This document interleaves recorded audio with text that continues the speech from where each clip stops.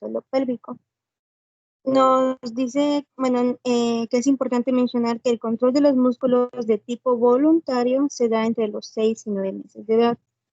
Lo que pasa entonces es que el lactante tiene la necesidad de evacuar, pero no hay una relajación del esfínter anal de manera voluntaria.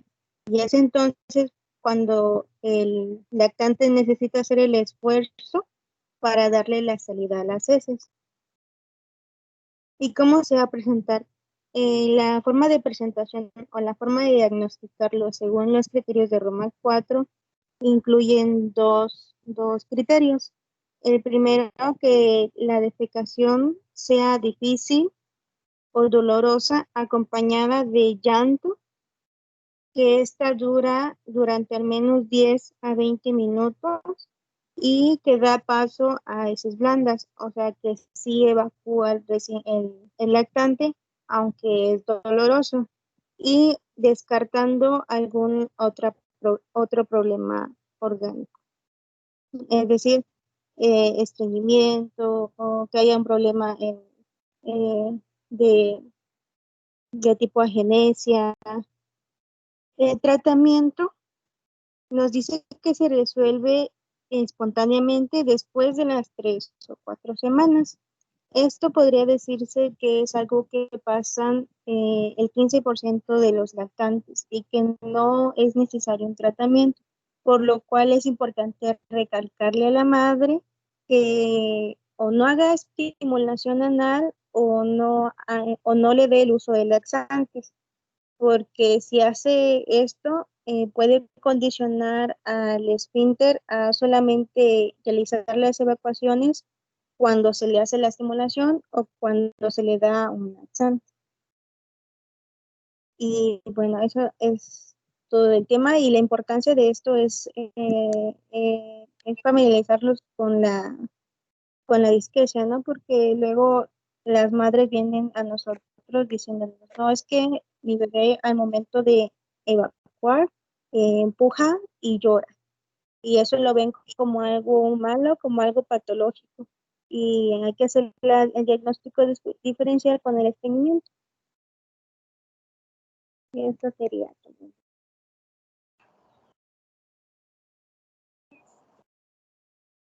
Doctor, no lo escuchamos. Soy mi. Hola, ¿sí? Yo tenía la pregunta, o no me quedó claro en qué diferencia tendría con el estreñimiento, si solo es como la dificultad tal cual, o cómo podríamos saber si el bebé tiene o... No, dentro de los criterios diagnósticos del estreñimiento, nos dice que debe de hacer por lo menos 2 o menos evacuaciones por semana. O sea, ahí en el estreñimiento ya te pone un límite de evacuaciones que debe tener el recién nacido. En cambio, aquí sí va a ser heces, pero con dificultad. ¿Quedó claro? Sí, gracias. Bueno, pues vamos para puntualizar. La disquesia es una defecación difícil. El niño hace todo el esfuerzo para hacer popó, pero no puede evacuar. El niño se esfuerza, a veces se queja, a veces llora, hace esfuerzo, se pone rojo, pero no evacúa. Sin embargo, cuando logra hacer popó, la popó es blandita, es como la que debería ser, aguada y amarilla. ¿Sí? A diferencia del estreñimiento, en el estreñimiento el niño no evacúa, pero cuando evacúa las heces son formadas o duras. Esto puede suceder en el niño que es alimentado con fórmula. Puede tener disquesia y además ser estreñido.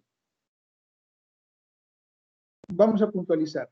Cuando nosotros damos a un niño fórmulas lácteas que están hechas con lípidos muy diferentes a los que puede digerir, estos se transforman en jabones y forman grumos. Y esos grumos pueden compactarse y formar cíbalos o heces muy duras.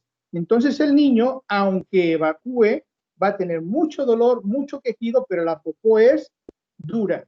A diferencia de la disquesia, en donde el niño a veces no logra evacuar, pero cuando evacúa las heces son blandas normales. ¿Listo? ¿Alguna otra duda, pregunta? ¿Preguntitos? ¿No? Listo, muy bien. Entonces, continuemos. ¿Quién sigue? ¿Sigue González López? ¿Cómo, perdón? ¿Quién sigue? Yo tengo una duda. Doctor, ¿Sí? ay, perdón.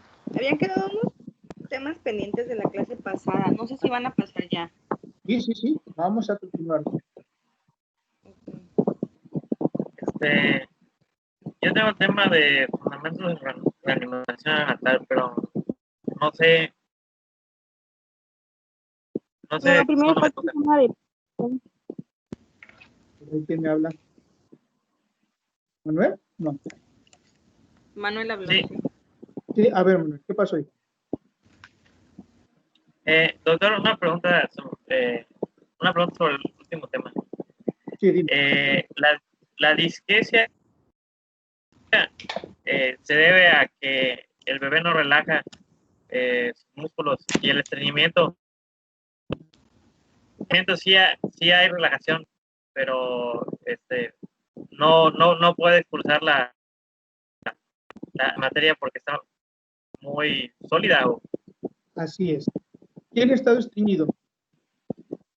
Cuando estamos estreñidos, lo que sucede es que las heces son muy formadas, son duras, son grandes y lastiman.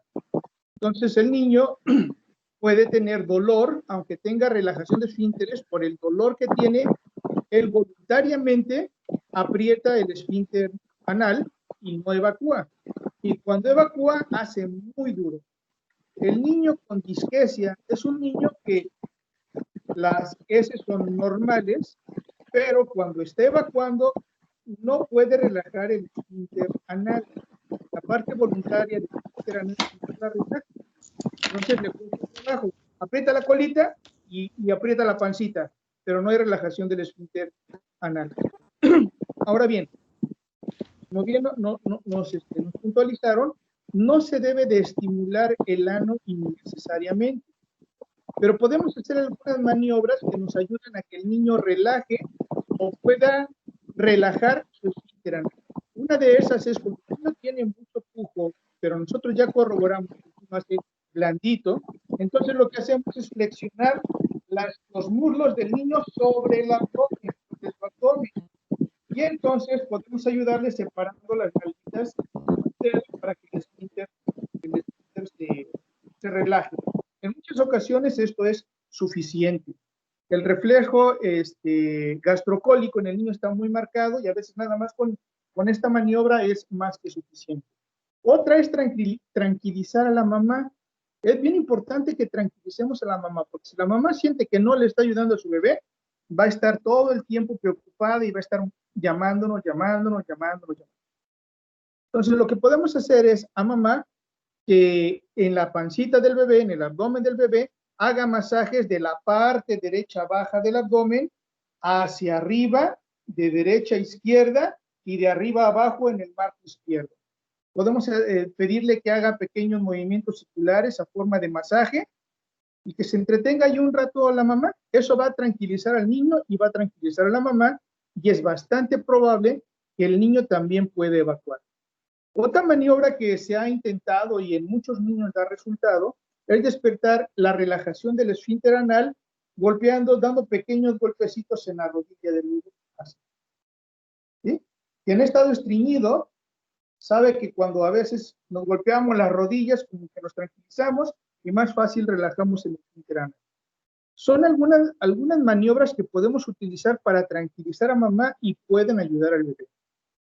Cuando el niño de plano tiene varios días, no evacúa, mamá está completamente desesperada, ella va a intentar hacer que haga popó, necesariamente.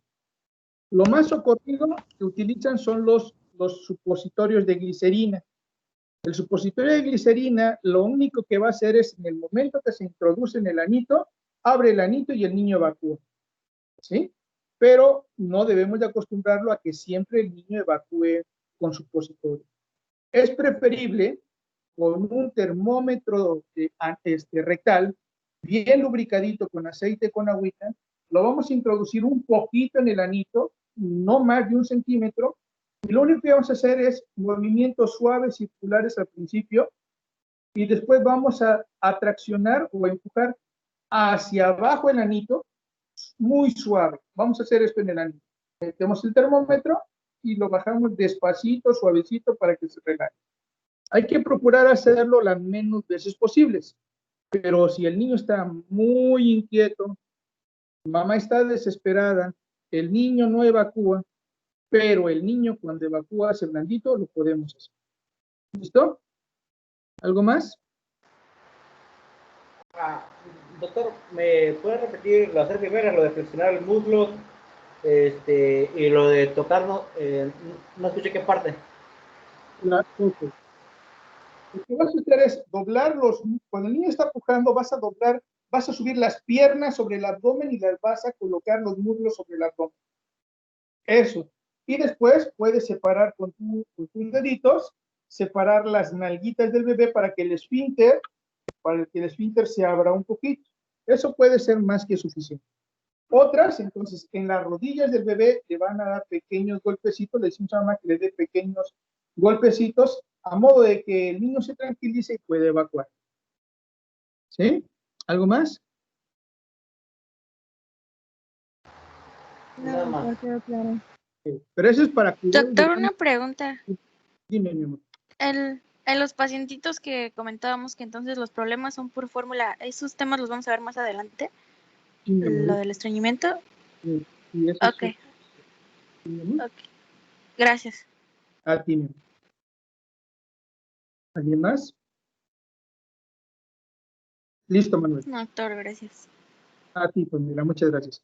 Adelante, Manuel. Entonces, el tema que te tocó a ti fue preparación. Doctor, va a ir primero nuestra compañera Teresa. Adelante, Tere. Gracias, mi amiga.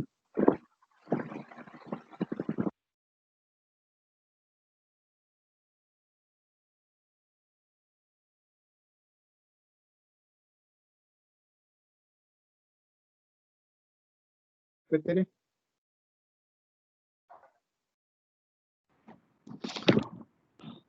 Ya voy, estoy compartiendo la pantalla. Muchas gracias.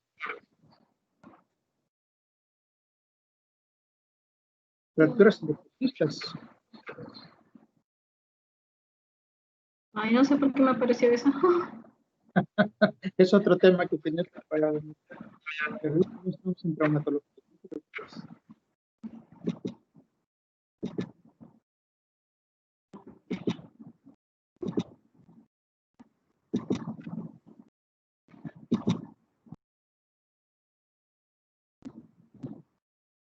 ¿No se ve? No se ve, Tere. No veo nada más tu pantalla. Uy, ahí está tu profesor, qué guapo está. No,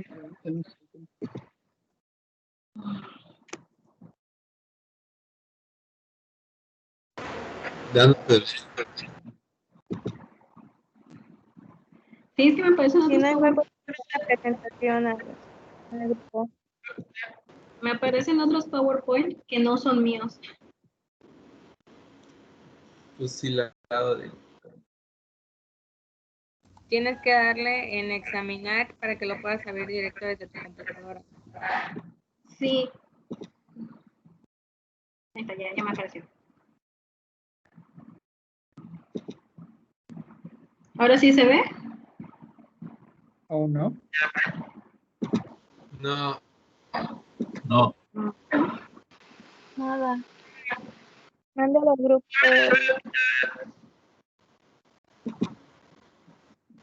Ya. Ahí, adelante. Ya. ¿Ya se ve? Ya, cuidado de la piel. Ok. Bueno, pues vamos a seguir ahora con los cuidados generales, pero en la piel del bebé ya más adelante, no de recién nacido. En esta pues se sabe que uno de los básicos es el baño, ya que este pues tiene un buen beneficio, ya que ayuda a que los bebés desarrollen el tacto mediante este.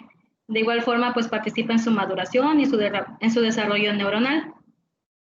Para este pues el ambiente debe de estar tranquilo, su temperatura de 36.5 a 37 grados, su cuerpo se debe de cubrir hasta el cuello, y se recomienda usar jabón líquido o Sindet, que son ahora sí detergentes sintéticos, no tienen ningún químico ni nada. La frecuencia debe de ser 2-3 veces por semana. Se dice que no se debe de bañar diario al bebé, ya que ellos todavía no tienen la capacidad de poder protegerse por completo. De igual forma, pues la bañera tiene que estar segura y en toda atención para el bebé. Se recomienda mayormente bañarlos de tarde-noche para que así se relajen y pues puedan dormir con más facilidad. De igual forma, se secan enseguida, apenas se saquen. No debe de haber fricción para evitar que pues haya enfriamiento de su cuerpo. Y las toallas deben de ser de gasa y de preferencia suaves.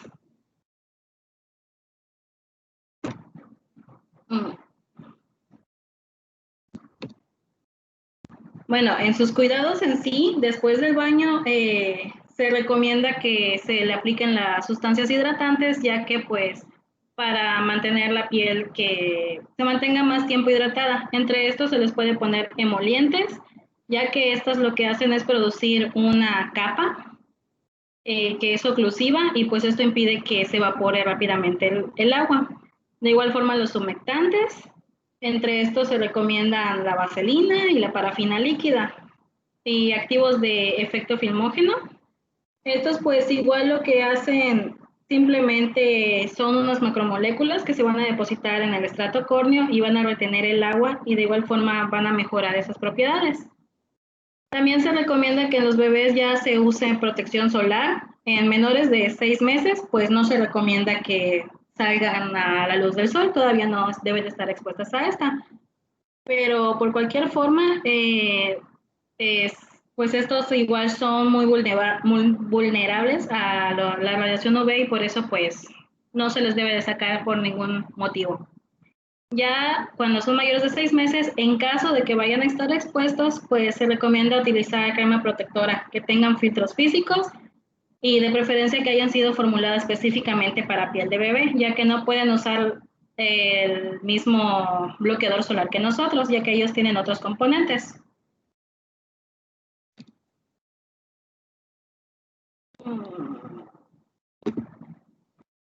Y ya, pues por último de ellos tenemos el cuidado de la piel en el área del pañal. Se recomienda pues jabones y toallitas que tengan un pH neutro o ligeramente ácido y estos pues no deben de ser irritantes para los ojos. De igual forma se recomendaba que cuando se compran jabones o shampoo que dicen que son sin lágrimas, los padres pues primero como que hagan una prueba y ellos mismos lo usen, ya que hay unos que dicen que son sin lágrimas pero aún así tienen algún irritante y pues en dado caso los bebés en algunas ocasiones lloran por eso y nosotros no sabemos por qué.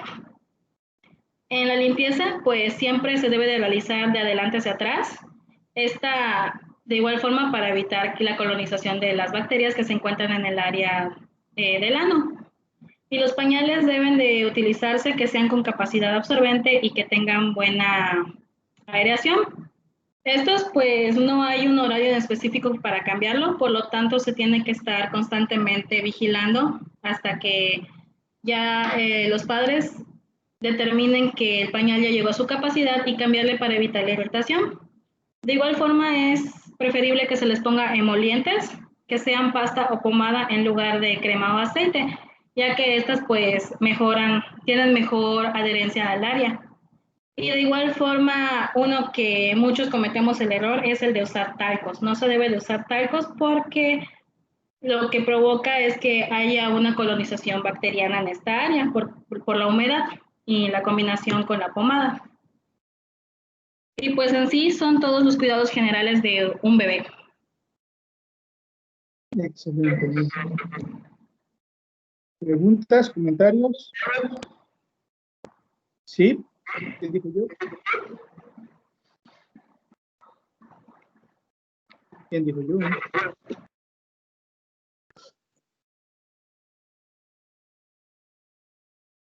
¿Qué pasó, bebé?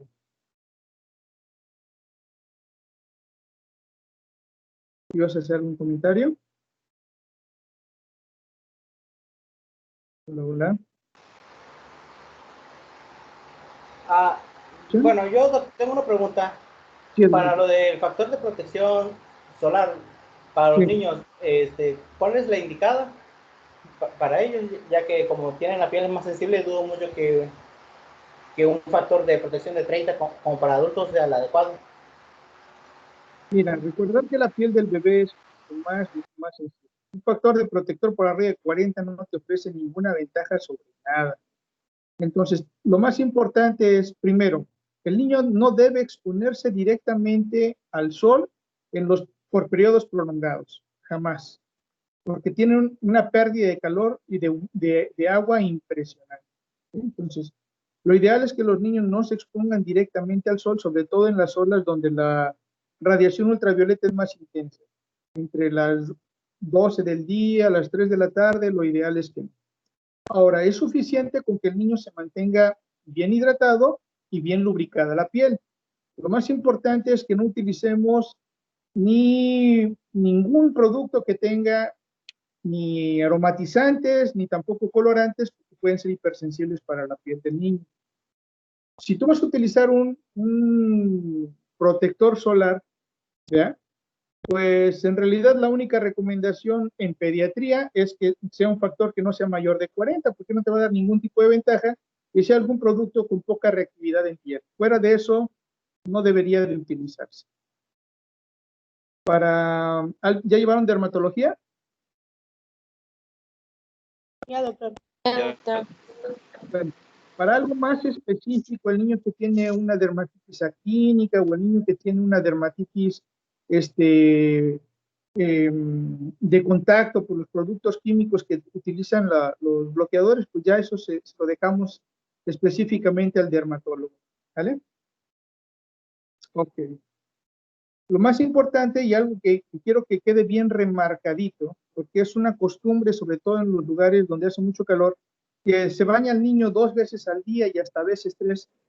Y lo único que estamos haciendo, si utilizamos abrasivos o jabones, lo que estamos haciendo es la epidermis le estamos, ¿cómo se llama esto? Exfoliando de una manera impresionante, ¿no? Y podemos modificar el pH de la acidez de la piel del niño y eso puede condicionar que tenga más dermatitis de contacto o incluso infecciones en la piel, ¿sí? Entonces, el baño, como bien nos lo anotaron, no debería ser más de 2, 3 veces a la semana, cuando mucho una vez al día, pero no cada momento. Y lo ideal es que sea con agua tibia, ni caliente ni fría. Y los jabones en realidad solamente dejarlos para cuando la piel del niño, pues si esté sucia, ¿no? Que amerite, digamos, un jabón. De otra manera, no. Ahora bien, las toallitas higiénicas de preferencia tienen que ser en base a agua, no alcohol. El pañal ideal no existe. No existe el pañal desechable ideal. Es un costumbrismo necesario que ahora tenemos porque las mamás prefieren el pañal desechable. ¿Cuál le va a quedar a su bebé? El que tolere su piel. Hay niñitos que únicamente les queda el más caro y hay otros que nada más el que venden suelto en la farmacia, ¿sí? Eso va a depender de las características de la piel. Lo que sí es mucho más frecuente la dermatitis de contacto en las áreas de contacto de las partes sintéticas del pañal, ¿sí? Y pueden hacer unas dermatitis de contacto a veces que se confunden con alguna infección micótica, pero no es por ahí el asunto. Hay algunos chiquitines, sobre todo los que tienen antecedentes de atopia familiar, que pueden tener una reactividad de la piel más exagerada. Hay pequeñitos que de plano ningún pañal les queda, ninguno. Siempre andan con dermatitis de contacto. Hay que poner una pasta inerte. La ideal es en base a zinc, como la pasta Lázaro, pero a veces es incómodo para el bebé, es pegostioso.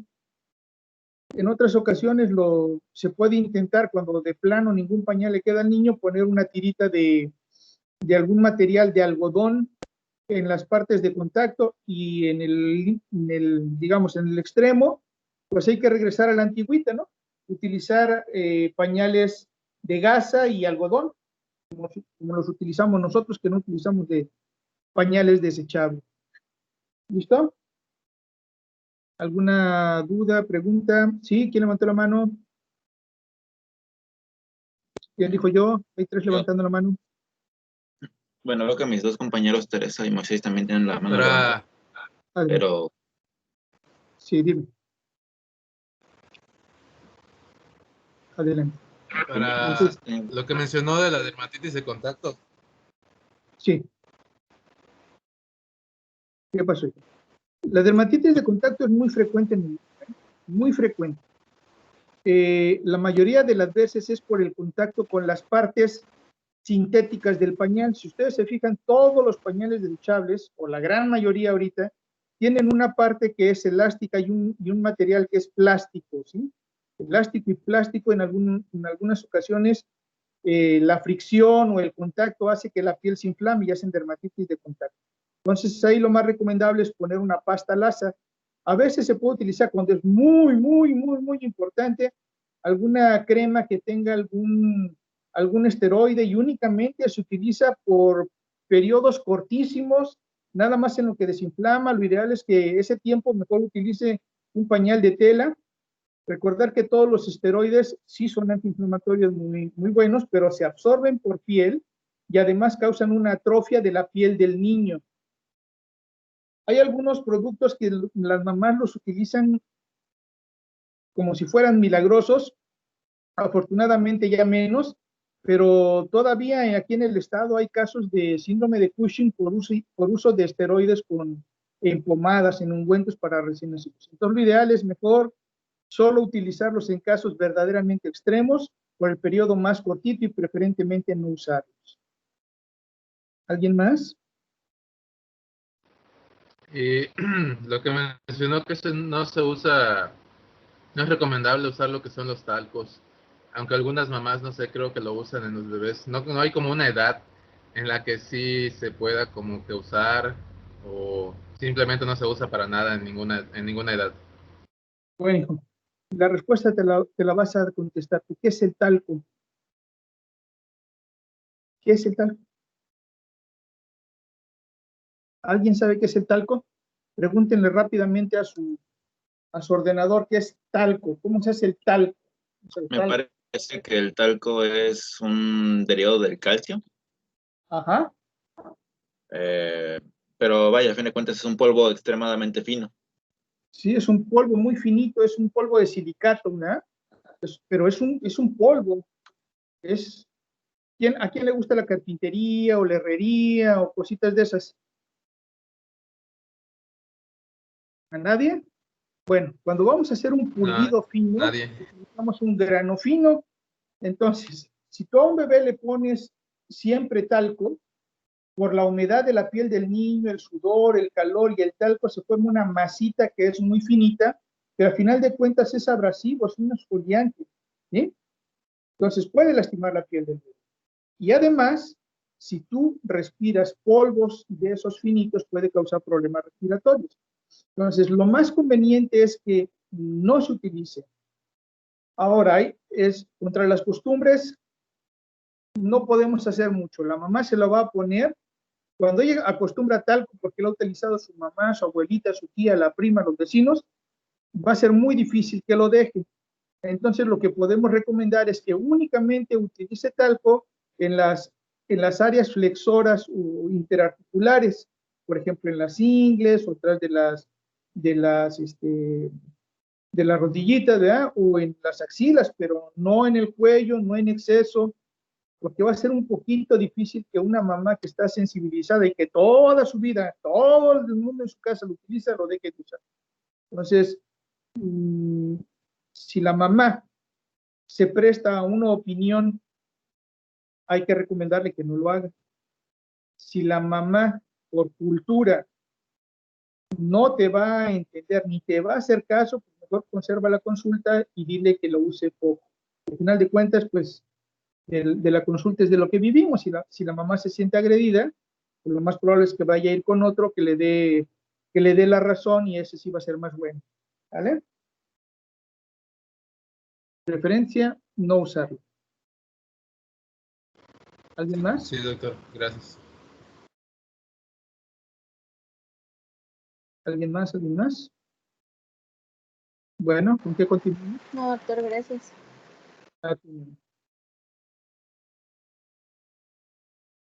¿Quién sigue? ¿Quién sigue? Fanny, Pamela, Cristian, ¿quién sigue?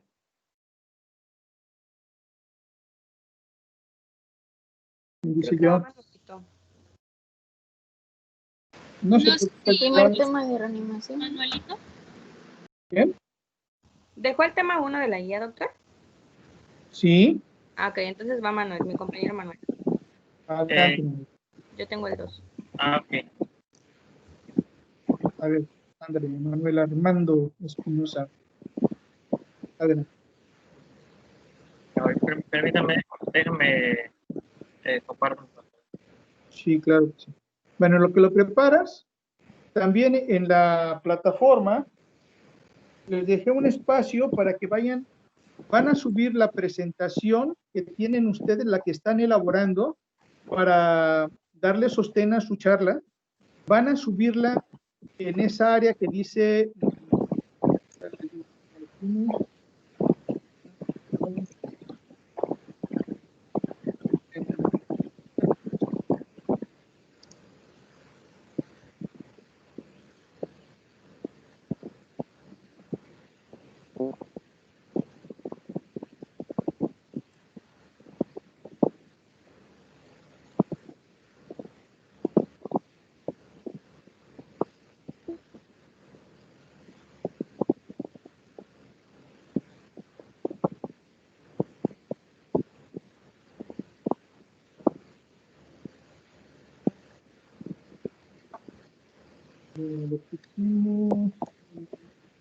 apoyo didáctico. En esta parte donde en la plataforma aparece apoyo didáctico, ahí van a colocar su presentación, la que están utilizando para dar las clases, para poder hacer las clases, ahí la van a subir, ¿sí? Tiene que estar bien identificada para que sepa, bueno, de todos modos va a estar en su apartado. Que no haya Perdón, duda de mi computadora es algo lenta ya. Dime. Perdón, mi computadora es algo lenta, pero ya me lo terminé de cargar. Ok. Perdón, mi computadora es algo lenta, pero ya me lo terminé de cargar.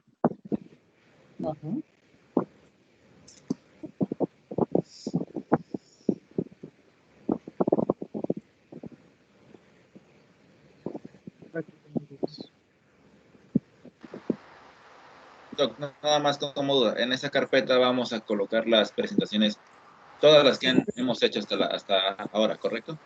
Sí, claro que sí. Esa carpeta va a estar relacionada con tu cuenta. Entonces tú las subas en el apartado que te corresponde, pero ahí las vamos a colocar todas. Ok. ¿Sí? Gracias. Ahí yo después las verifico y las amerito.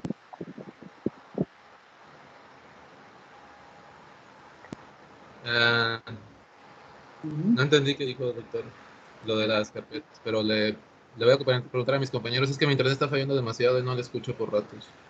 Ok, bueno. En la plataforma les puse una carpetita que se llama apoyo didáctico. Los que han dado clase del miércoles pasado hasta el próximo viernes, solo los que den clase van a subir ahí en esa carpetita su presentación o su diapositiva o psicografía o lo que elaboraron para apoyar didácticamente su clase. Ahí la van a poner, ¿sale? ¿Ya se ve? Sí, ya se ve. Se ve bien. Sí, doctor, gracias. Sí, Entendido, doctor. Adelante. Bueno. Bueno, pues yo voy a hablar de los fundamentos de la reanimación neonatal. Es importante saber cuándo un recién nacido requiere una reanimación neonatal porque no siempre es necesaria una renovación neonatal. Un bebé requiere una renovación neonatal, principalmente cuando tiene un problema de respiración. Este problema de respiración se puede, generalmente se causa por un problema en el intercambio gaseoso. Sin embargo, esta insuficiencia respiratoria que va a requerir una renovación neonatal puede ocurrir tanto antes del parto como después del parto. Sin embargo, en el momento del nacimiento del bebé y de la renovación, nosotros no podemos saber cuánto tiempo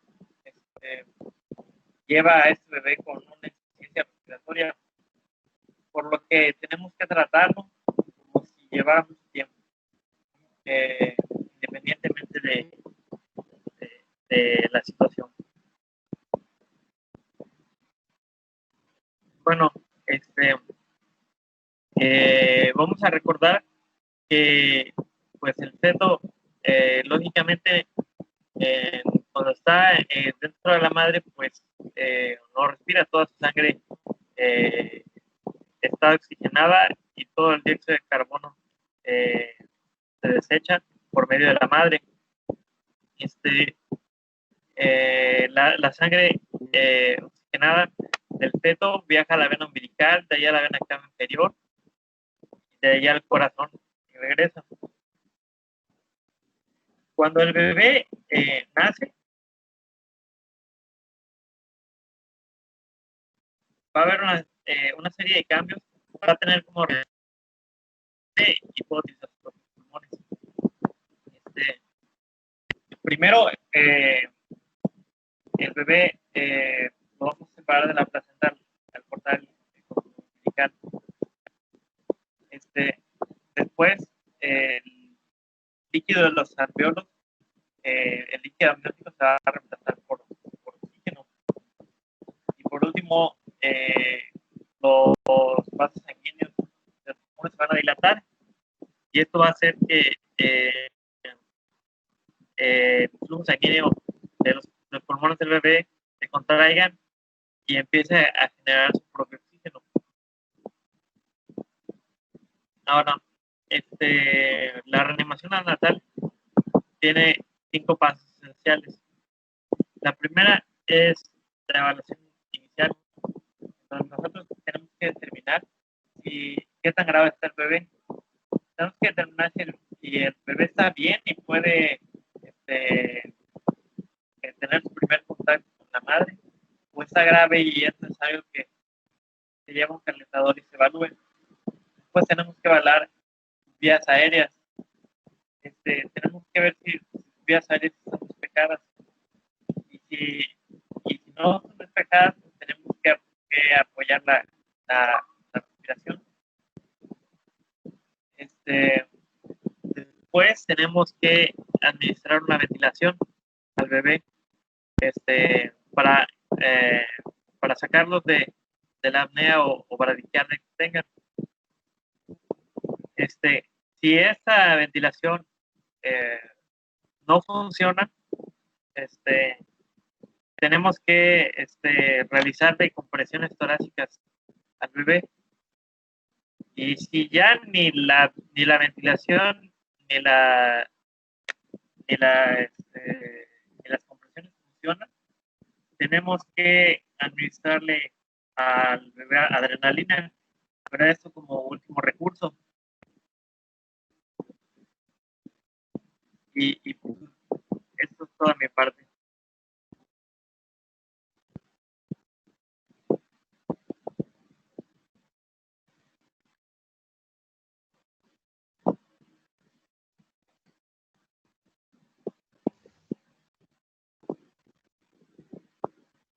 Bueno, ya. El tuyo fue el tema 1, ¿no? Doctor, está apagado su micrófono, doctor. Ah, doctor, ahí está. Ok, Gracias. preguntas. Se me olvida que tengo que aprender. ¿Preguntas hasta ahí? No, doctor, creo que no. No, entonces solo cuando dice que en la monitorización del feto porque tenga el riesgo de la insuficiencia respiratoria placentaria es la frecuencia fetal y ver si hay disminución de la actividad. Aquí es checarlo cómo, o sea, ¿lo haría el obstetra o el pediatra? Eso que Bueno, algo que quiero que quede muy, muy clarito. En la atención perinatal, es decir, lo que sucede alrededor del parto, no es el ginecobstetra, no es el pediatra, no es la enfermera, no es el anestesiólogo, no es el camillero. Es un equipo de atención perinatal, ¿sí? Entonces, el más interesado en el niño es el que va a asistirlo una vez que nazca. Por tal motivo, es el que debe estar más enterado de todo. No se vale que te llamen a ver qué cachas o a ver cómo naces, ¿no? O cómo nace el bebé. No. ¿Sí? Entonces, tiene que haber, tenemos que entender que hay muchos niños, la inmensa mayoría de los niños, tienen una transición perfectamente normal, tranquila, de estar de la vida intrauterina a la vida extrauterina. Es decir, no les va a causar ningún tipo de problema. Pero unos cuantos de ellos, es probable que tengan problemas para la transición a una respiración normal. Y de esos unos más poquititos todavía, van a requerir en realidad una reanimación para que puedan iniciar la respiración. ¿Sí? Hay muchos niños que los antecedentes los puedes identificar desde antes de que nazca. El niño que no es de término, el niño que tiene retraso de crecimiento, el niño cuya mamá no tuvo control prenatal, el niño cuya mamá tiene algún problema crónico o agudo durante el embarazo, o el hijo o el bebé de una madre que tiene problema agudo durante el trabajo de parto. ¿Sí? Entonces, en esos niños, el riesgo de tener problemas para iniciar una adecuada transición es mucho mayor. Por lo tanto, tú debes de preverlo. El fundamento de la reanimación se basa en que cualquier niño, en cualquier momento, puede requerir una atención calificada que le permita una adecuada transición de la vida intrauterina hasta extrauterina. Y ese es el programa de reanimación neonatal. La mayoría de las veces lo que esperas es que no tengas que utilizarlo, pero lo que se espera también es que estés muy atento para identificar todos los factores de riesgo y tú en una manera ordenada y escalonada realices maniobras eficientes para que el niño reinicie o retome una respiración fuera de mamá, ¿sí? Por eso el programa de reanimación neonatal se divide en estos pasos. Primero es una evaluación inicial. Debe ser importantísimo cuando el niño nace la primera evaluación. Y después lo primordial es las vías aéreas, la respiración, la circulación, finalmente los fármacos, ¿sí? Digamos, en ese orden debe de ir siempre. El paso 1 no puede saltarse para dar al paso 2, ni el paso 3 para dar al paso 1, no, deben de ser en ese orden, ¿sale, vale? La idea entonces es que aproximadamente del 4 al 10% de los recién nacidos de término o prematuros tardíos van a requerir que tú seas experto en dar una ventilación con presión positiva. Y solamente menos del 3% o máximo 3% va a requerir que tú le des una reanimación tan avanzada que puede requerir hasta fármacos o una invasión más intensa, ¿sí?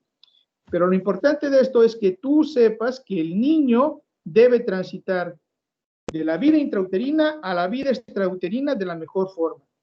Que dentro de mamá los alvéolos, aunque están abiertos, no tienen aire, tienen líquido. Que la circulación del feto placentaria es la encargada de realizar las funciones del pulmón.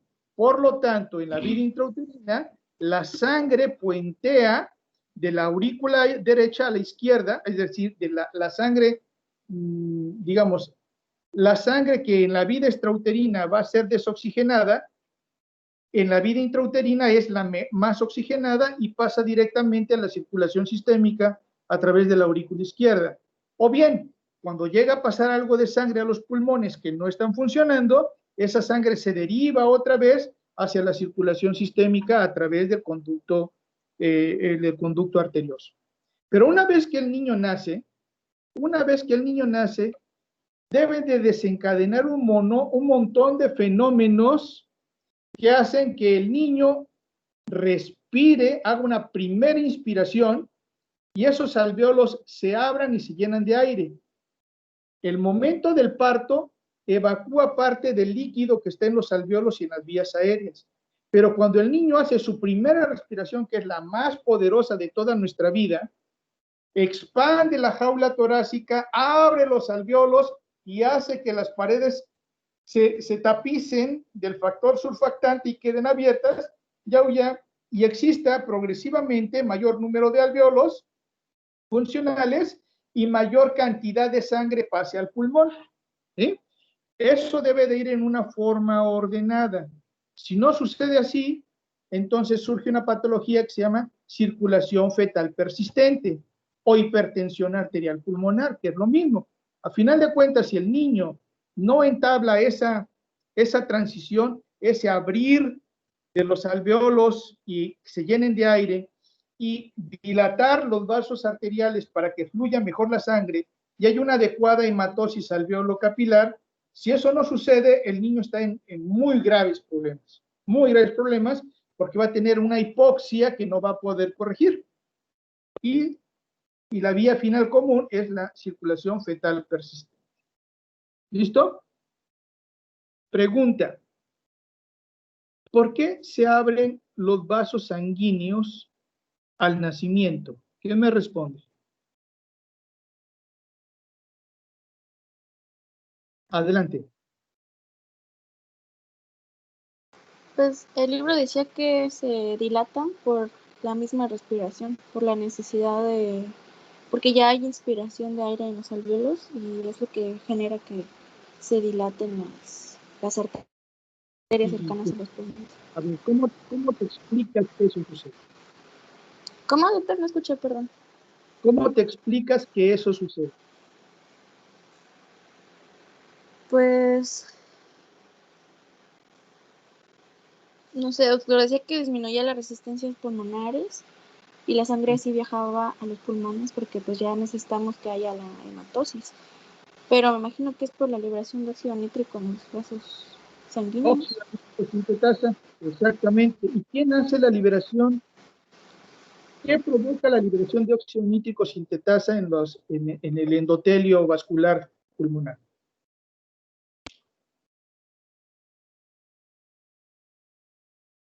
Pues el óxido nítrico siempre está en el endotelio, ¿no?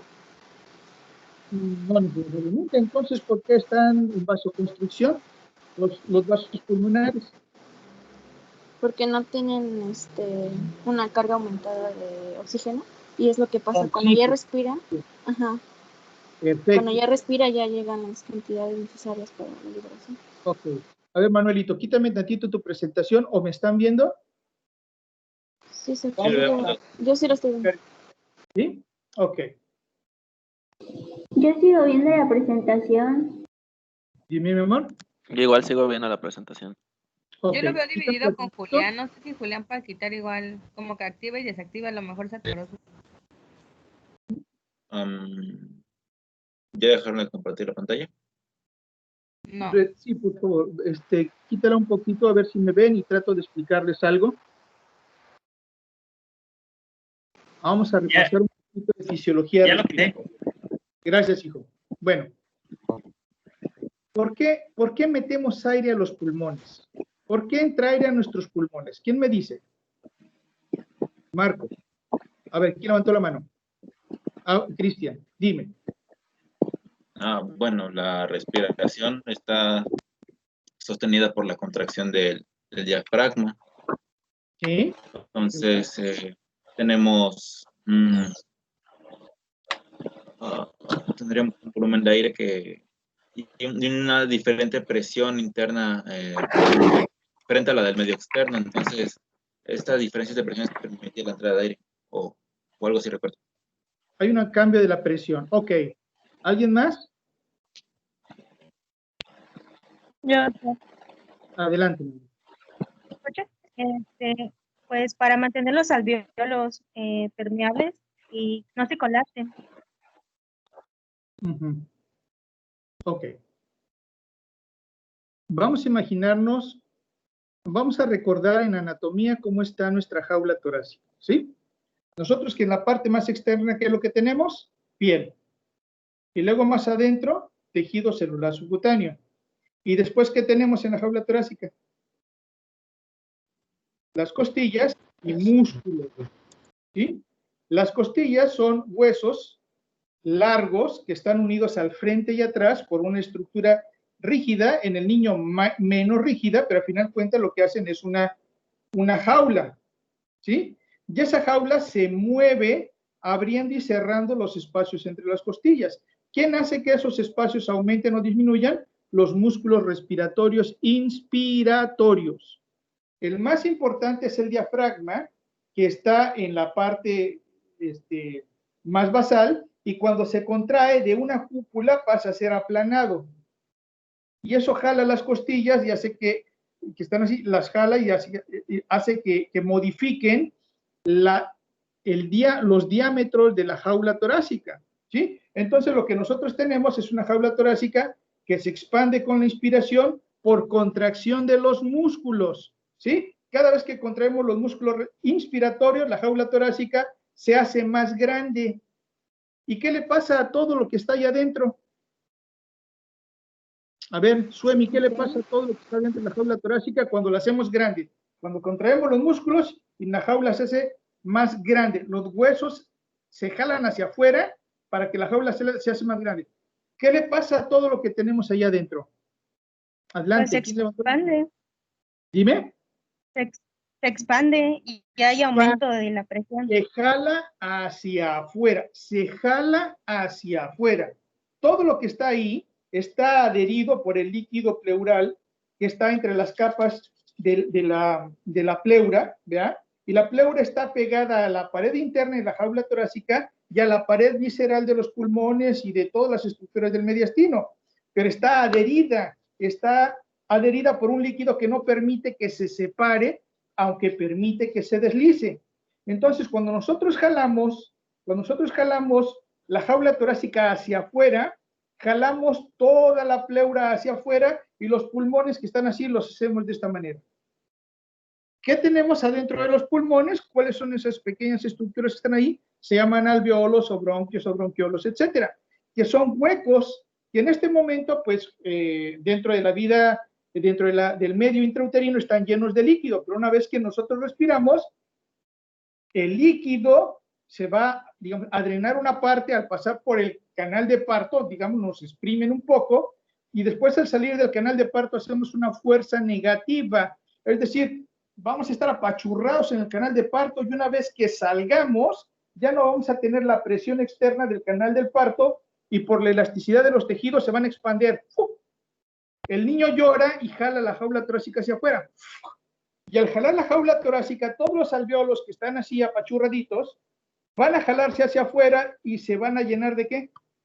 Van a jalarse hacia afuera y se van a rellenar con agua, con aire. Es decir, nosotros chupamos aire con cada inspiración. Contraemos los músculos, jalamos la jaula torácica, jalamos todo lo que está ahí adentro y lo que está constreñido se hace más grandecito. Los vasos sanguíneos que están más contraídos, al jalarse todo hacia afuera, también se van a hacer más grandecitos y se van a llenar de sangre. Aumenta el retorno venoso. Y los alveolos y los bronquios que están apachurraditos se van a jalar hacia afuera y se van a llenar ¿de qué? De aire. Cuando entra ese aire ambiente al pulmón del niño y llega a algunos alveolos, estos rápidamente van a empezar a intercambiar los gases. La presión de oxígeno, presión parcial de oxígeno en la sangre del niño es muy bajita y la presión alveolar de oxígeno se incrementa muchísimo porque respiramos el 21% del aire que estamos respirando es oxígeno, es muchísimo. Ese oxígeno al intercambiarse entra en contacto con los receptores del endotelio, el oxígeno, y hace que se libere la óxido nítrico sintetasa, que es el vasodilatador más potente que existe. Y eso hace que los vasos sanguíneos se abran. Al abrirse los vasos sanguíneos, disminuye la resistencia que tienen del paso de sangre del ventrículo derecho hacia el pulmón y empieza a fluir sangre hacia el pulmón. Entonces tenemos los dos fenómenos más importantes que suceden en la vida extrauterina. Uno, se expanden los alveolos, se abren y se llenan de aire, y otra, los vasos sanguíneos se vasodilatan y disminuyen la resistencia a la presión que ejerce el ventrículo derecho para mandar sangre a los pulmones. Eso es un progresivo, no es inmediato, sucede en el transcurso del tiempo. Por eso el niño, ese periodo se le llama transición. Primero hay poquitas unidades alveolocapilares y después van a ser más unidades alveolocapilares. Por eso, si ustedes cuando revisen su manual de reanimación neonatal, van a ver que hay diferentes medidas de la saturación de oxígeno que le corresponden a diferentes momentos en el tiempo, en los primeros minutos de posparto. ¿Sí? Esa es la base fundamental de la reanimación. Lo que tenemos que hacer es identificar al niño que puede tener riesgo y estar preparados para entender que debo de ayudarle en esa transición, ¿sí? Y para eso, pues yo necesito saber si el niño es de término, si es 1 o 2, si el líquido amniótico está claro y si hay factores en la mamá o en el desarrollo fetal que me condicionen un mayor riesgo para el bebé, ¿sí? Por eso es el capítulo de fundamentos de la reanimación, en eso se basa. El niño puede tener hipoxia desde antes de nacer, porque se alimenta, o digamos, se llena de oxígeno y paso de nutrientes de acuerdo a la contracción y relajación del útero. Cuando el útero está relajado, los vasos sanguíneos maternos más fácilmente irrigan la placenta y el intercambio de gases y nutrientes en la membrana placentaria de circulación feto-materna va a ser mejor. Cuando por alguna razón esa placenta envejece, ya no es eficiente. Por eso el niño postérmino no es sano, porque empieza a tener problemas de hipoxia crónica. También, cuando hay problemas en la circulación feto-placentaria, el niño no crece, porque tiene hipoxia y desnutrición. En el momento del parto, cuando hay algún fenómeno que dificulta la irrigación de la placenta por exceso de contracción en tiempo o frecuencia, o bien por alguna alteración en la dinámica del útero o por desprendimiento de la placenta, entonces el niño no va a recibir suficiente oxígeno. La hipoxia es un estímulo para que el niño inicie movimientos respiratorios. Es decir, si un niño empieza a tener hipoxia, él va a empezar a respirar y su reacción fisiológica es incrementar la frecuencia cardíaca para tratar de llevar suficiente sangre a sus tejidos a expensas de bombear más sangre. Por eso, digamos, el dato que nos ayuda muchísimo al bienestar fetal es el monitoreo y la reactividad de la frecuencia cardíaca del feto. ¿Sí? Ok. Entonces el niño, cuando tiene esas contracciones uterinas, sufre periodos de hipoxia y algo de estrés. Ese estrés libera catecolaminas y entonces el niño empieza a bombear sangre más rápido y la presión arterial sube. ¿Sí? Entonces, niño que tiene hipoxia, la primera manifestación, ¿cuál es? Frecuencia cardíaca alterada. Primero taquicardia. Pero dentro de mamá, el niño empieza con movimientos de contracción y relajación de los músculos respiratorios. ¿Sí? Si eso se prolonga en el tiempo, el niño se cansa y ya en lugar de respirar, hace apnea. Pero las catecolaminas están muy altas. Por lo tanto, la frecuencia cardíaca está alta y la presión arterial está alta. ¿Sí? Si esto persiste en el tiempo, la hipoxia va a hacer que el niño nuevamente inicie respiraciones pero irregulares. ¿Sí? No son, digamos, no son Solo no son regulares porque no entra aire ni nada, simplemente tiene movimientos respiratorios. Pero agota sus reservas de energía por el estímulo de catecolaminas y el corazón que está como loquito. Consume más oxígeno, hace más hipoxia. Y entonces el niño puede hacer secundariamente otro periodo de apnea. Pero en ese periodo de apnea, la frecuencia cardíaca ya no compensa y va a tener periodos de bradicardia. Y conforme pase el tiempo va a ser más difícil que recupere a una frecuencia normal y la presión arterial va a caer. Y el niño, si persiste así, va a morir por asfixia. ¿Sí? Cuando un niño nace en apnea, pues no tienes manera de saber si es una apnea que fue en el primer momento una apnea primaria o ya pasó mucho tiempo y el niño tiene una apnea secundaria. Para eso tú tienes que seguir la vigilancia del niño. Todo eso debe de ayudarte a decidir qué es lo que vas a hacer al momento de asistir al recién nacido. Por eso es bien importante esta parte, entender que es un proceso que debe de ocurrir de la mejor manera posible. Que pocos niños, menos del 10%, va a requerir ventilación con presión positiva. Y que solamente menos del 10%, del 3%, va a requerir que nosotros hagamos compresiones torácicas y medicamentos. Pero ese niño está más grave. ¿Listo? Bueno, nos extendimos aquí un poquito, pero espero que les sirva. Ok.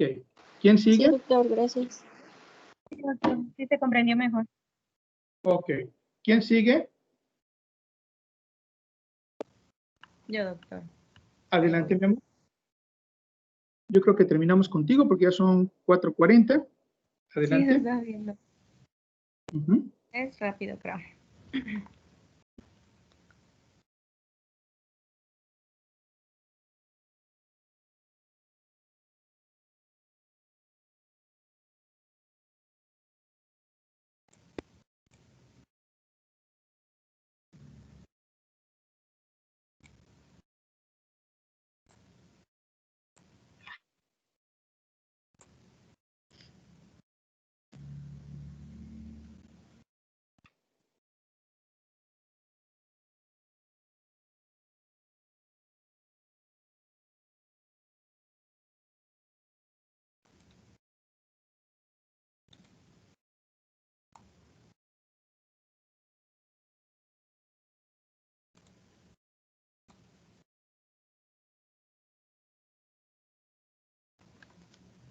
Bueno, compañeros, yo les voy a hablar del segundo capítulo del libro que el doctor nos recomendó, que nos dio, que habla acerca de la preparación para la reanimación neonatal.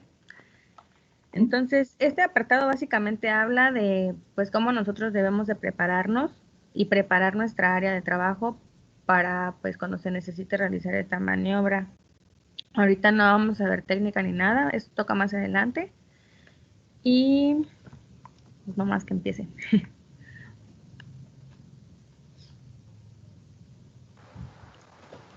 Todavía no estás compartiendo. Sí, todavía sigue cargando. Bueno. No están pesadas, pero no sé, no abre. Ahí va.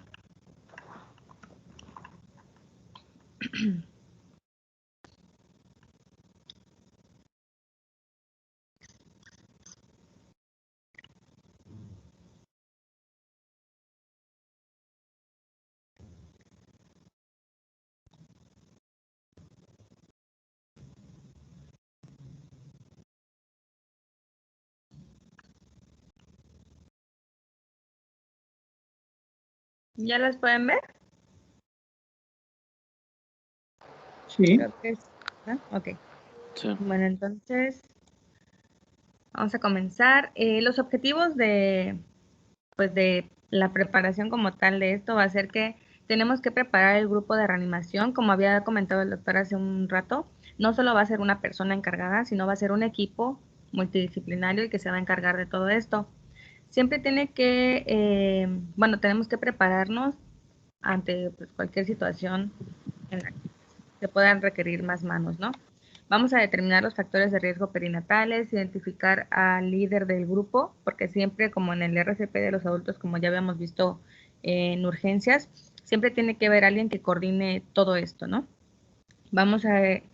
Tenemos que realizar como un tipo de informe del equipo y comentar roles y responsabilidades de cada uno y pues que todo esté completo. Para empezar, vamos a ver un poquito de los factores de riesgos previos al parto, que estos pues al presentarse puede que vayan a ser recién nacidos que vayan a requerir reanimación. Como ya había dicho el doctor, no todos van a requerirlo, la verdad es que son muy pocos los que llegan a requerir de esta maniobra. Sin embargo, aquí tenemos una de las patologías o factores de los más comunes de los pacientes que pueden llegar a necesitarla. En este caso vamos a tener una edad gestacional menor a las 36 semanas, con 0 días pues, de gestación, no como tal. Edad de gestación o ya sea mayor o igual a 41 semanas, de madres que tuvieron preeclampsia o eclampsia o que están teniendo la pues en ese momento, hipertensión materna, de embarazo múltiple, anemia fetal, polidramnios, oligohidramnios, hidropesia fetal, macrosomía fetal, restricción del crecimiento intrauterino, malformaciones o anomalías fetales significativas y aquellas pacientes que no tuvieron atención prenatal. Bueno, estas son como tal las peri, ¿no? Las que son previas, perdón.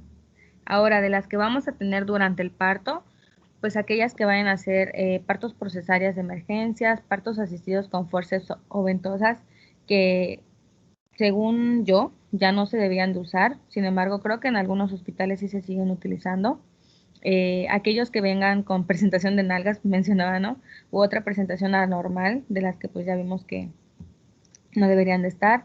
Patrón de frecuencia cardíaca fetal categoría 2 o 3, anestesia general en la madre, ya que esto va a ocasionar que pues el bebé también venga deprimido. Terapia materna con magnesio, desprendimiento de placenta, hemorragias durante el parto, corioamnionitis, administración de narcóticos a la madre dentro de las 4 horas previas al parto, ahí se desacomodó, distocia de hombros, líquido amniótico tenido con meconio y no alcanzo a ver qué decía ahí. Cordón umbilical prolapsado. Colapsado. Estos son solo algunos de los factores de riesgo que se pueden presentar. Sin embargo, también yo recuerdo que en una ocasión había una madre que pues era un parto normal, ¿no? Autóxico. Sin embargo, al momento de que el bebé estaba naciendo, la mamá dejó de pujar y el bebé se quedó pues atorado en el canal vaginal. Entonces, pues empezó a ponerse anótico y así. Entonces, al momento de pues ya sacarlo, le tuvieron que, no sé cómo se llama esa técnica, se me olvidó investigarla, pero cuando les presionan la panza a la mamá para que el bebé pues pueda salir así que a la fuerza, pues el bebé ya nació así totalmente pues deprimido, entonces a él se le tuvo que realizar. Entonces, estas solo van a ser algunas de los factores, pero pueden haber otros, muchos más, ¿no? Ahí menciona algo de las categorías de frecuencia de carga fetal, que son estas, van a ser 3. En la primera vamos a tener que son aquellas que tienen un trazo normal y pueden ser estados predictivos ácidos básicos fetales normales. En este caso, pues no van a entrar como tal en ese apartado, ¿no? Pero en la categoría 2 y 3, donde en la 2 va a ser una que no está determinada como tal, pero no es una adecuada como para clasificarse normal o como anormal, pues ahí vamos a requerir que se vigile constantemente al pacientito, ¿no? Y en la categoría 3, pues realmente ya es un trazo anormal, que es predictivo de un estado ácido básico fetal anormal. Y pues en este caso sí vamos a requerir que se evalúe y se intervenga de manera inmediata. Vamos a tener que revisar los factores de riesgos existentes antes y durante el parto. Para ello, pues vamos a necesitar una comunicación eficaz. El ginecólogo u obstetra que esté a cargo del parto como tal, nosotros tenemos que pues indagar un poco acerca de si los factores de riesgo que tengan, ¿no? Tenemos 4 preguntas importantes aquí que va a ser ¿cuál es la edad de gestación esperada? Si el líquido amniótico es claro, ¿cuántos bebés esperan? Y si hay algún factor de riesgo adicional, ya sea de la madre o del feto, ¿no? Entonces, aquí, como dice ahí, vamos a tener que tener una comunicación eficaz, ya que ambos equipos, ambos como que áreas tienen que estar en constante comunicación para saber si se va a necesitar de el apoyo como tal de solamente el pediatra y la enfermera o de más personas para que puedan realizar la reanimación en caso de ser necesaria. Aquí debemos, bueno, se entiende que por cada parto debe de haber al menos un individuo capacitado y experto para la atención del recién nacido, solamente para el recién nacido, aparte del resto del personal que esté pues en el área, ¿no? Ya si esta persona tuviera más factores de riesgo y se necesitara, pues ahora sí que realizar la reanimación y posteriormente canalización o algún otro tipo de técnica, pues también necesitamos tener a más personas ahí que estén capacitadas. Debemos de identificar que el equipo sea pues capacitado, como ya les había mencionado, y que tenga las destrezas necesarias para poder atender pues ya al recién nacido como tal, ya que aquí, como en cualquier otra maniobra, pero más aquí, pues se necesita rapidez y que todo sea pues ahora sí que bien hecho, ya que si esto no se hace, pues se pone más en riesgo la vida del bebé. Debemos de tener en cuenta que ya el área debe de haber estado preparada, tenemos que tener todo al alcance, no de que al momento vamos a ir a la silla a buscar algo, o sea, no, ya tenemos que estar preparados con todo el material y el equipo necesario en el área, ¿no? Y pues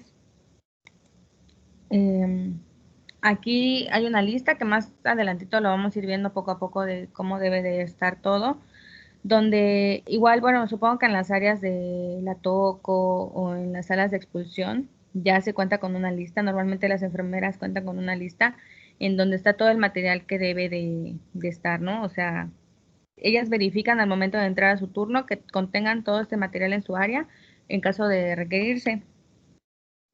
Entonces, el primer apartado que vamos a revisar son los suministros de equipo y de reanimación neonatal como tal. Necesitamos un equipo de succión, una pera de goma, succión mecánica y tubos, catéteres de diferentes calibres, sondas de alimentación y jeringas grandes y un aspirador de meconio. Esto solo es como para la atención inmediata. En caso de que el parto sea autóxico y todo eso, con la perita pues normalmente le aspiran las secreciones. Ya como tal la succión mecánica y todo esto, pues ya va a ser para otro tipo de intervenciones que más adelante vamos a ver, pero esos son pues como que los primeros materiales entre el primer apartado.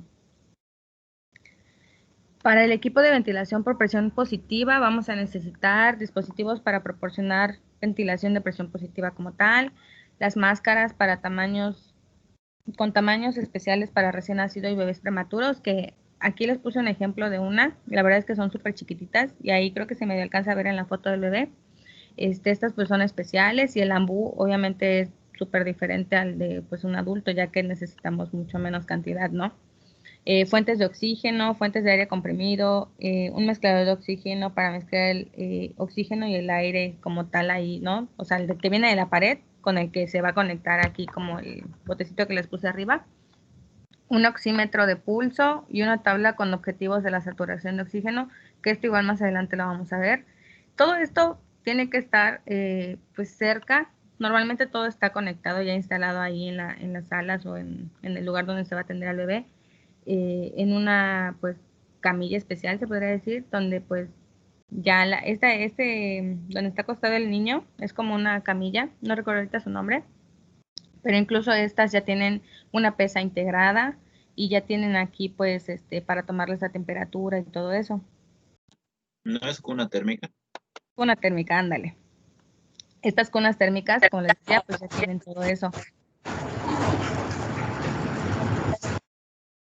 Para el apartado de equipo de intubación vamos a necesitar pues laringoscopios con diferentes números de hojas y todo eso, focos y baterías para el laringoscopio, que eso pues se tiene que verificar desde antes de que ya esté en el área, tubos endotraqueales de los tamaños pues adecuados para este grupo de edad, un estilete, cintas métricas, tablas de profundidad de inserción del tubo endotraqueal, tijeras, cinta, toallitas con alcohol, todo, bueno, el capnógrafo, mascarilla laringea y sondas, o sea, todo lo necesario para poder intubar a nuestro bebé.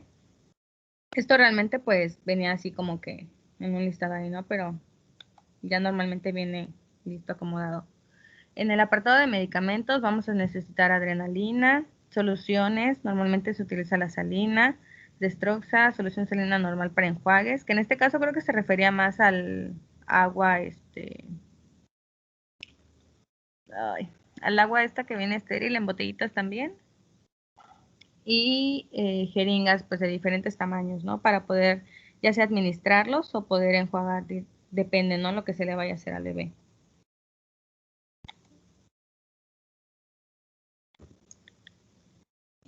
También vamos a necesitar diversos tipos de materiales en caso de requerir, bueno, de que el bebé requiera cateterización del vaso umbilical. En este caso, pues, esta ya es una técnica como que en el momento se puede aplicar, ya que pues el cordón umbilical está, por así decirlo, fresco. Entonces, para no invadir una zona periférica, pues normalmente se opta por hacerlo por medio del vaso umbilical.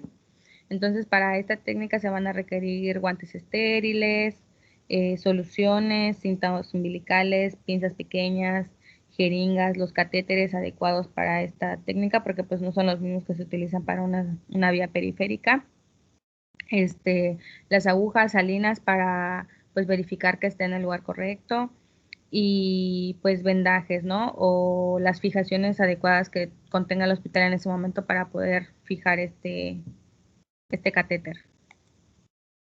Y ya entre lo demás, pues vamos a necesitar guantes, la cuna térmica o el calentador radiante, sensores de temperatura que normalmente ya vienen integrados en esta cuna, una superficie de reanimación firme y acolchonada, que normalmente pues es ahí mismo en la camilla, cronómetros o relojes, que normalmente estos pues están pegados en las paredes del área, mantas, gorros, estetoscopios y todo eso, ¿no? Que pues normalmente nos va a servir para monitorear sus signos vitales.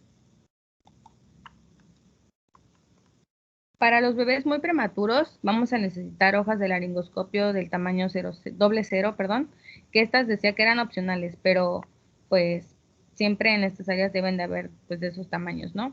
Vamos a necesitar un colchón térmico, incubadoras portátiles, que estas son similares a las que pues están ahí, solo que ya vienen como que en carritos para que se puedan trasladar ya sea al área de UCIN o algún otro área del hospital en donde se vaya a dejar al bebé. Y bolsas plásticas de grado alimenticio, que es como la que creo que se ve ahí. Ah, no, estas son de otra cosa, son para envolver ay, ya no me acuerdo, pero creo que estas eran para envolver como tal al feto, al bebé. Entonces aquí vamos a tener que, como ya les había dicho al principio, tenemos que ver qué tipo de,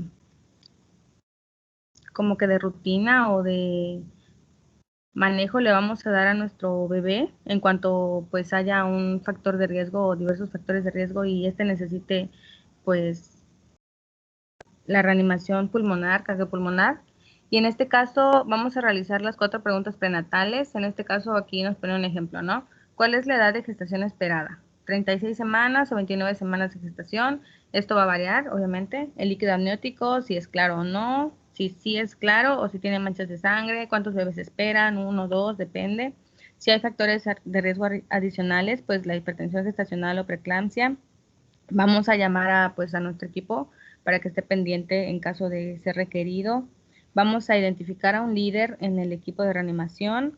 Se van a discutir las posibles situaciones clínicas. Por ejemplo, al momento de recibir al bebé, yo lo voy a recostar, ¿no? Lo voy a limpiar, lo voy a cubrir para que no pierda calor.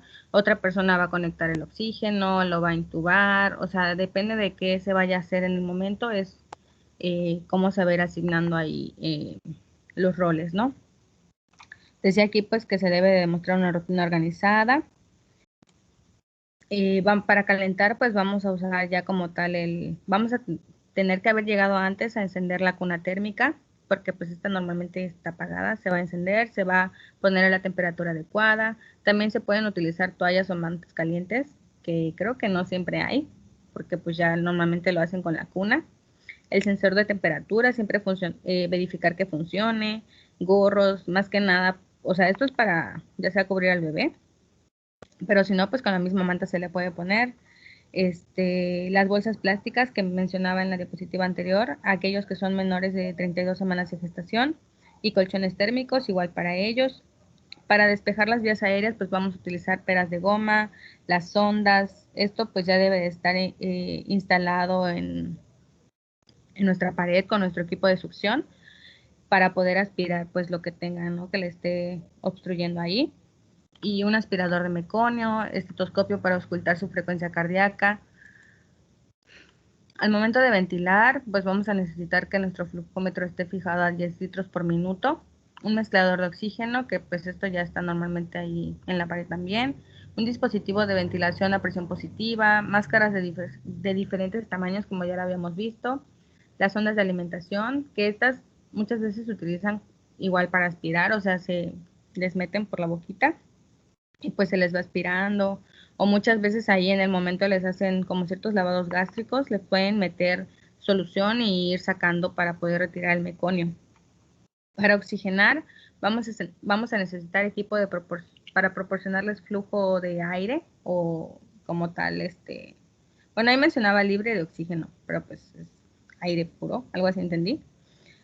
Vamos a necesitar nuestro oxímetro, las tablas, estas para verificar las medidas adecuadas que tenemos que encontrar en nuestro bebé. Para intubar, pues todo el equipo que se usa casi lo mismo que en un adulto, pero pues aquí la técnica varía un poco. Creo que hasta es un poco más fácil que en un adulto. Y pues para medicar, ahí esto va a depender según pues cómo vayan sus ciclos, cuántos ciclos vaya a requerir y todo eso.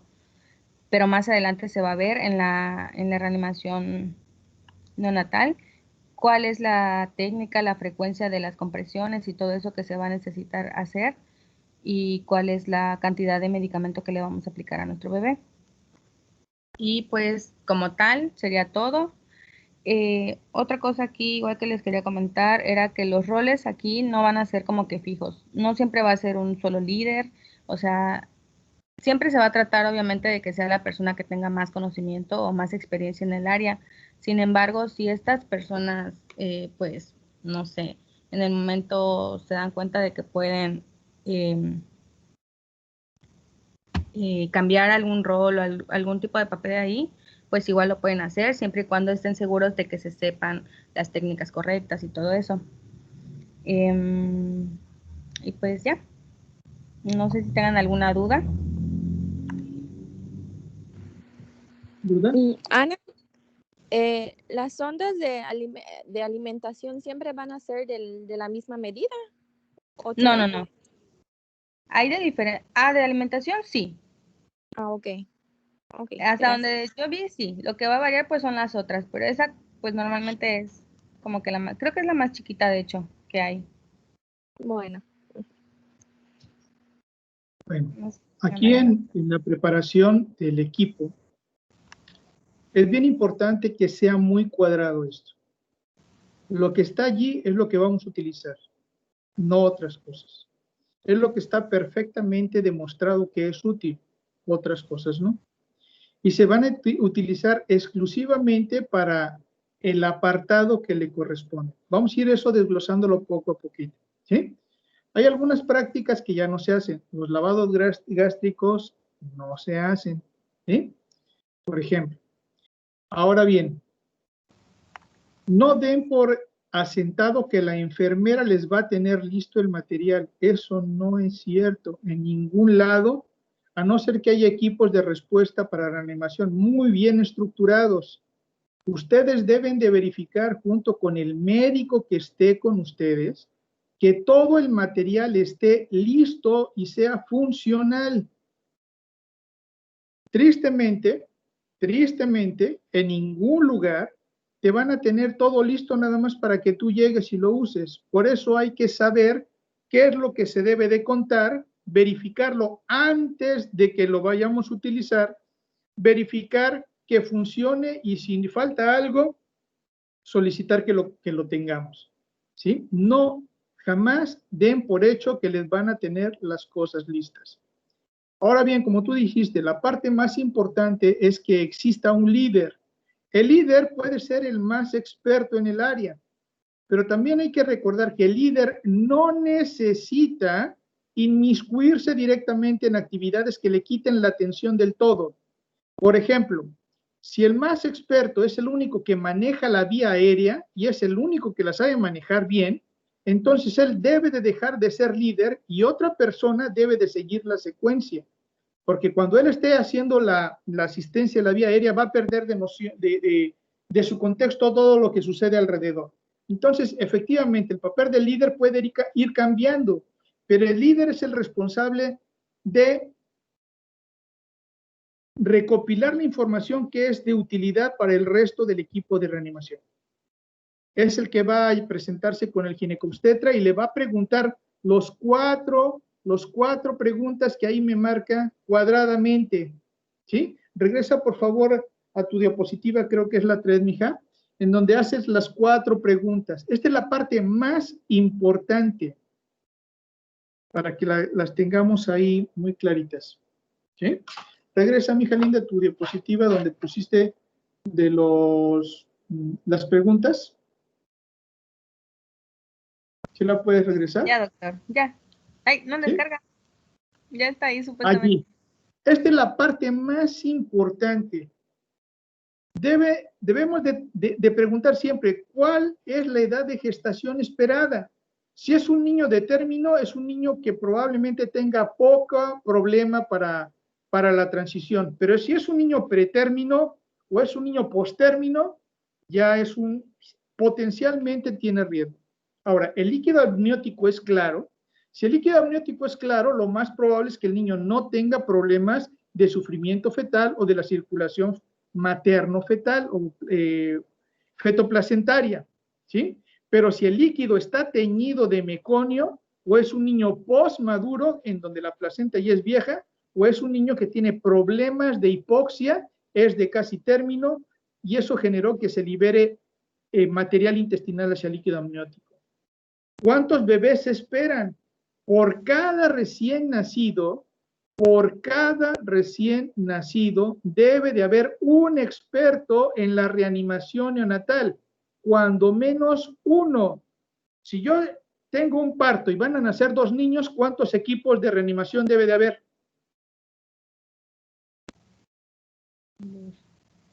Pregunta, si van a nacer 2 bebés, son gemelos, ¿cuántos equipos de reanimación deben de estar disponibles? 2. ¿Sí? Si son 3 bebés. 3. ¿Son 5? 5. 5. Pero es un experto por cada uno, siempre y cuando yo prevea que el niño no va a tener ningún problema. Pero si además son prematuros, si además la mamá tiene problemas, factores de riesgos, si además el niño tiene problemas en el parto, pues entonces tengo que tener equipos completos, y cuando menos por cada uno debo de tener 2 personas expertas en reanimación, cuando menos. Y debo de contar con los equipos necesarios para cada uno de los bebés. Por eso es tan importante esta pregunta. La otra, ¿hay factores de riesgo adicional? Si la mamá tiene factores de riesgo que pongan en peligro su vida o la del niño, o el niño tiene factores de riesgo que pongan en riesgo su transición, ya es un niño que no puede ser manejado tan a la ligera.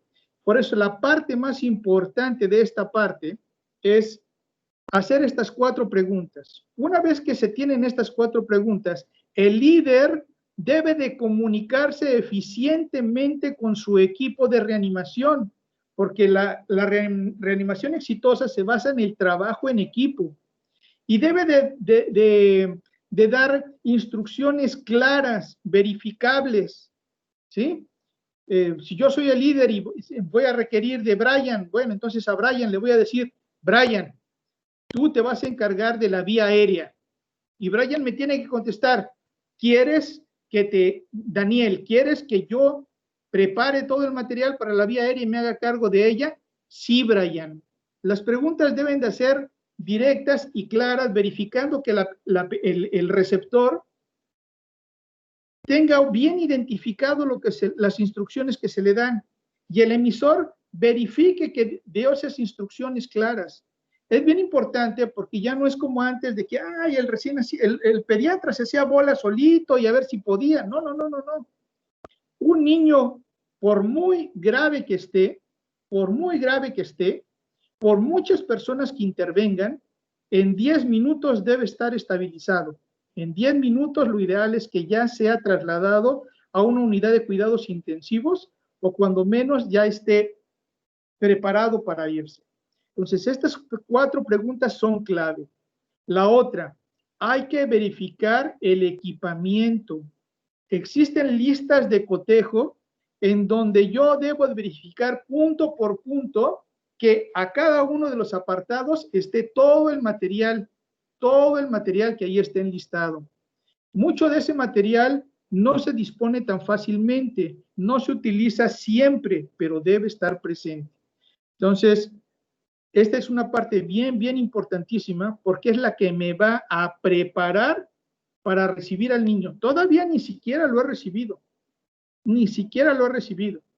pero debo de verificar que exista todo y esté funcional, que esté apartado y clasificado, que mi equipo de reanimación sepa perfectamente cuál es el papel que va a jugar, porque dependiendo de ese papel va a ser el momento en que se va a integrar al equipo de reanimación, no antes ni después. Y todo tiene que ser de una manera lo más coordinada posible, porque debo de lograr que un niño tenga una buena transición de la vida intrauterina a la extrauterina y lo tenga estabilizado en 10 minutos. Entonces, por eso es la parte más importante. ¿Preguntas hasta aquí? ¿Preguntas? No, doctor, todo bien, gracias. Ok, entonces esta parte, este capítulo, van a leerlo todos, por favorcito, necesito que lo lean muy bien. Vamos a, más o menos en unas 2 semanas más, vamos a hacer un examen de cada uno de los apartados hasta medicamentos, ¿sí? Sí, doctor. Las bases de la reanimación, la preparación de la reanimación, la presión positiva, las compresiones y medicamentos, ¿sí? Entonces, estos capítulos, por favorcito, Brian lo está grabando para que no se nos olvide. Necesitamos tenerlos muy claros para cuando ustedes se integren en las unidades médicas, sepan cómo van a acoplarse con el personal de salud para hacer una buena reanimación neonatal. Ok, bueno, entonces para mañana, ¿a quién le toca? Hasta ahí vamos a dejarle hoy. A mí, Xiomara López. Xiomara, ok, te toca el siguiente capítulo que el es capítulo 3. Pasos iniciales. Sí. ¿Sí? Pasos iniciales también, este es bien importante, ¿sí? Bien importante pasos iniciales, porque jamás de los jamases debo de hacer cualquier maniobra si no hice adecuadamente los pasos iniciales. ¿Dale, vale? Y después, ¿a quién le toca? ¿De Xiomara quién sigue? Yo fui la última a la que le dio tema, doctor. Sí, hasta ahí se quedó. Déjame verificar la lista, quién sigue. Ahí estamos. Ok, entonces Xiomara.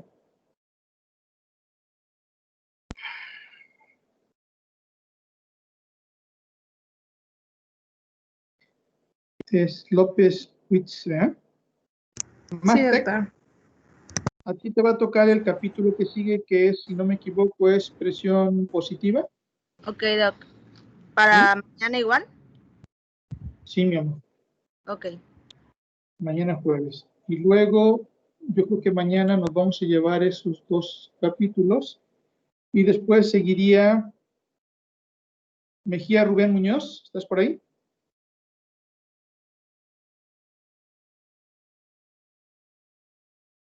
Rubén Muñoz. ¿Eso fue? Creo. ¿O no entró a clase? Aquí estoy, doctor. Ok. No, sí Rubén. estoy, solo que está un poco ¿Sí, doctor? Ok, entonces quedamos que más le toca lo de presión positiva. Hasta ahí vamos. La lección 4. Y luego a ti te va a tocar la lección 5. Lección 5. Es vías aéreas alternativas, doctor. Vías aéreas alternas, ¿sí? Entendido. Y luego sigue Loren Gamaliel, Nahual. Sí, doctor, Najal. A ti te tocaría lo que es compresiones torácicas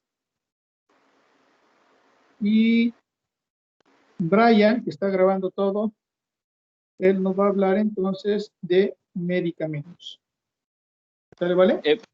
Doctor, ¿me podría repetir el tema? Compresiones torácicas. Compresiones torácicas. Vamos a ver. Entonces a Shumara le toca pasos iniciales. ¿Sí? Sí. Ok. A Mastek le toca ventilación, compresión positiva. ¿Sí? Sí, doctor. A Rubén le toca vías aéreas alternas. Sí, doctor. A Loren Naal le tocan compresiones torácicas. Y a Brian Novelo le tocan medicamentos. Ok, medicamentos. ¿Vale?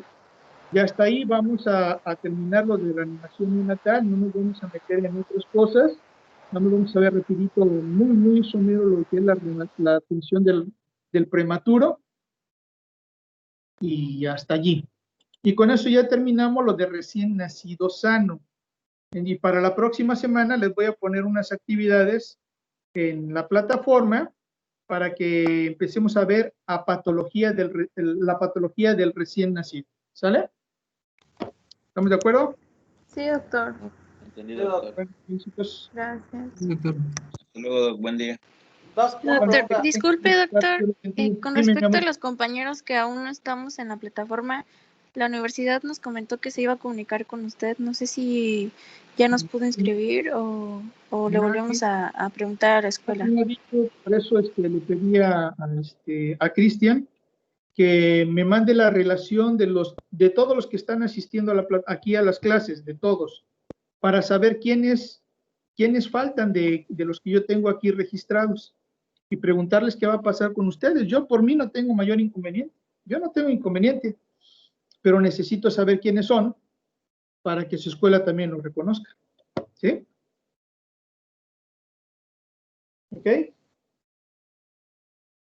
Ok, doctor, gracias. Yo tengo otra pregunta. Lo que es el certificado, ¿te lo vamos a enviar por WhatsApp o lo vamos a pasar por Van a por la subir ahí a la plataforma? plataforma en donde dice asesor de lactancia materna. Ya les puse ahí una tarea en donde van a poder subir su documento. Ok, ¿Sale? perfecto. Bueno, pues nos vemos mañana si Dios lo permite. Gracias por todo. Hasta mañana, doctor. Gracias a usted. Hasta mañana, doctor. Cuídese.